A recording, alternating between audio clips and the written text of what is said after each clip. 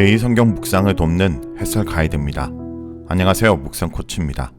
함께 읽고 나눌 말씀은 사도행전 4장 13절에서 31절까지 말씀입니다. 산헤드린 공회는 베드로의 담대한 복음 선포에 할 말을 있고 대책을 논의합니다.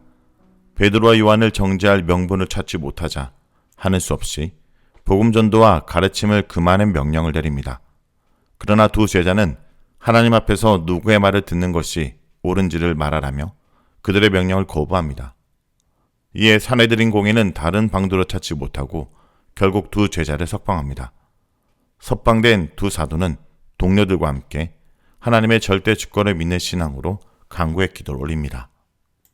13절부터 22절은 종교 지도자들의 위협과 석방입니다. 산헤드린 공회들이 가장 놀란 까닭은 베드로가 한 말 내용 때문이 아니라 베드로와 요한의 담대함 때문이었습니다. 그들은 성령이 충만하여 공회원들 앞에서 확신과 담대함을 가지고 말할 수 있었습니다. 이는 예수님을 3번씩이나 부인했던 베드로의 이전 모습과는 전혀 다른 모습입니다. 사도들은 풀려난 후에도 말씀을 담대하게 전하게 해달라고 기도했고 또한 기도한 대로 말씀을 담대히 전했습니다. 공회원들이 놀란 또 다른 이유는 사도들이 본래 납비 교육을 정식으로 받은 사람도 정세에 관심이 있던 사람도 아니었기 때문입니다.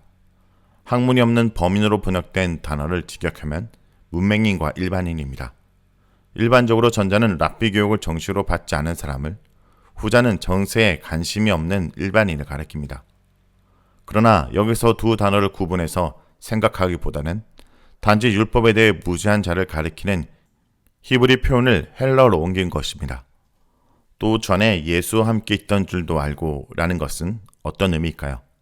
두 사도가 예수와 동행했던 자들이었다는 것을 그들이 몰랐었단 말은 아닙니다. 만약 이 말은 두 사도가 어떻게 이렇게 훌륭한 말솜씨를 뽐낼 수 있었는지를 나름대로 추론한 것으로 보입니다. 그들은 예수님도 납비 교육을 받지 않았지만 건인자와 같이 가르쳤음을 기억했을 것입니다. 그들은 두 사도가 그런 예수님과 함께 다녔기 때문에 이렇게 능수능란하게 말할 수 있다고 생각한 것 같습니다. 14절에서 병 나은 자가 어떻게 그 장소에 함께 있었는지는 알 수 없습니다. 본문은 단지 두 사도를 정죄할 명분을 잃어버렸다는 사실만 강조합니다. 공회원들은 하는 수 없이 두 사도를 퇴장시키고 사건 수습을 위해 대책 논의에 들어갑니다. 그런데 본문은 그 논의된 내용을 객관적으로 소개하기보다는 유대 지도자들이 당하는 모습을 의도적으로 드러냅니다. 이미 기적에 대한 소문이 사람들 사이에 다 알려졌다면서 그 소문이 더 이상 퍼지지 못하도록 위협하자는 것은 합리적인 선택은 아니었을 것입니다. 그래도 그들은 두 사도를 다시 불러들여 더 이상 예수의 말을 전하지도 말고 가르치지도 말라라고 경고합니다. 그들은 사도들의 입을 막아 불필요한 소란을 차단하려 했을 것입니다. 그러나 그보다 근본적인 이유는 그들이 정의를 행하고 진리를 밝히는데 자신들의 직무를 사용하기보다는 자신들의 기득권을 유지하는 데 더 관심이 있었기 때문입니다. 산헤드린 공회의 전도 금지 명령에 대해 베드로와 요한이 보인 반응은 매우 감동적입니다. 19절에 하나님 앞에서 너의 말을 듣는 것이 하나님 말씀을 듣는 것보다 옳은가 판단하라. 많은 사람들이 성령 충만을 기도하면서 뭘 보고 듣고 하는 것으로 생각하지만 그것은 진정한 성령 충만은 아닙니다. 돈과 권력 앞에서 해야 할 말을 제대로 하지 못하는 모습은 마치 불의한 산헤드린 공회원들의 모습과 같습니다. 처벌할 방법을 찾지 못한 산헤드린 공회는 사도들을 석방시켰고 사람들은 일어난 일을 보고 하나님께 영광을 돌렸습니다. 일반적인 방식이라면 이렇게 이야기가 마무리될 듯한데 본문은 22절에 치유받은 사람의 나이를 언급하면서 그 치유의 기적이 얼마나 놀라운 기적이었는지를 암시합니다. 23절에서 31절은 한마음으로 하나님께 기도하는 내용입니다. 석방된 두 사도는 가까운 동료들에게 가서 있었던 일을 알립니다. 두 사도의 석방 소식을 들은 동료들은 하나님께 감사와 찬송과 간구의 기도를 드렸습니다. 본문은 그들이 기도를 드릴 만한 기도를 요약해서 기록합니다. 그들의 기도는 하나님을 향해 대주제여 라는 외침으로 시작합니다.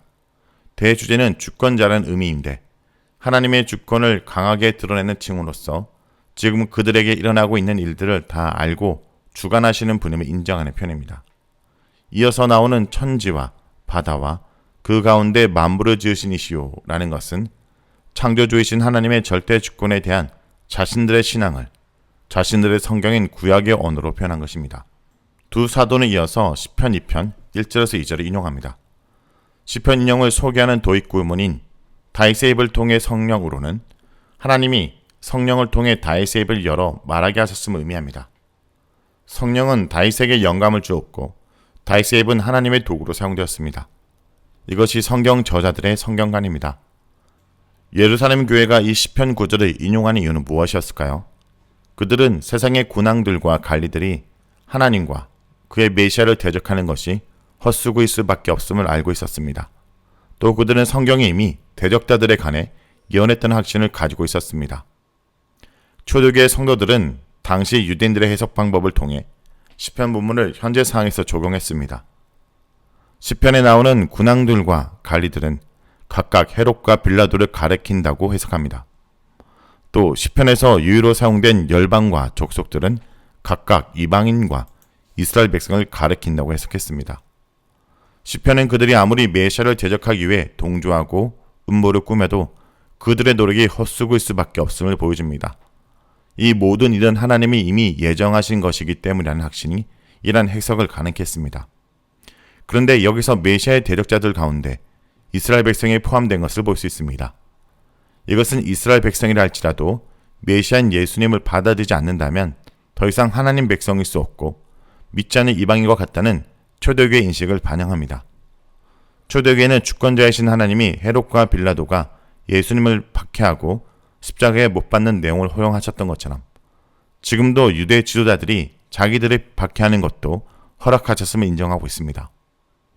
그들은 자신들이 겪는 고난이 예수 그리스도의 십자가 고난과 무관하지 않고 오히려 직결되었음을 깨닫는 것입니다.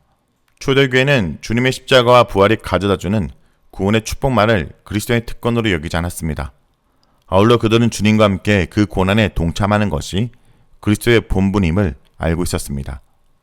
그들은 지금 자신들에게 닥친 고난도 하나님의 권능과 뜻 안에서 이루어지고 있다는 확신을 갖고 있었습니다. 초대교회에서 사용된 기도문에서는 고난에서 벗어나게 해달라거나 자기들을 박해하는 자들을 처벌해달라는 내용이 주로 이루지 않았습니다. 오히려 담대하게 하나님 말씀을 전하게 해달라는 시당이 초대교회 기도문에서 발견되는 내용인 것입니다. 31절은 초대교회 간구에 대한 하나님의 응답을 기록하고 있습니다. 지진과 같은 진동은 하나님의 임재를 상징하는 것이며 기도가 응답됐다는 신호로 해석될 수 있습니다. 또 그 결과로 그들은 성령 충만을 받았고 담대히 하나님 말씀을 전했습니다. 성도 여러분, 갖은 협박과 해유책을 써가며 예수님의 이름을 말하지 못하게 하는 종교 지도자들 앞에서 사도들은 보고 들은 것을 말하지 않을 수 없다고 강하게 선포합니다. 이 세상의 권력자들의 권세보다 하나님의 권세를 더 두려워했기 때문입니다. 우리도 사람의 권세가 두려워 진리를 거부하고 진리를 선택하는 어리석음에 빠지지 않도록 경계해야 될 것입니다. 말씀을 놓고 기도하겠습니다. 주님, 이 세상 사람들의 권세를 두려워하지 말고 오늘도 오직 주님의 말씀만을 순종하며 복음을 전하게 하여 주시옵소서. 예수의 이름으로 기도합니다. 아멘.